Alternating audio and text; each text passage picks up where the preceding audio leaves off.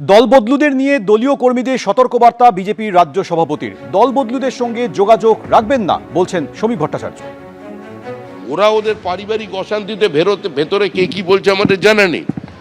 কারো কারো বিবেক জাগ্রত হয়ে যাচ্ছে, হঠাৎ বোধোদয় হয়েছে, বিলম্বিত বোধোদয়। আর কেউ কেউ মনে করছেন এ ধরনের বিবৃতি দিয়ে দলের সমালোচনা করেই শাসক দলের দরজা খোলা থাকবে আর তার মধ্যে ঢুকে পড়বেন। সেগুলো বালি নয়, সেগুলো বোল্ডার, যেটা আপনারা অবৈধভাবে তুলেছিলেন বিভিন্ন দিক থেকে।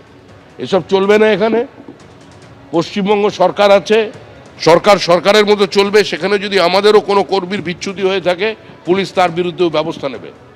দলের পক্ষ থেকে পরিষ্কার বার্তা আছে, এই ধরনের তৃণমূলীদের সঙ্গে, দলবদলুদের সঙ্গে যোগাযোগ রাখবেন না।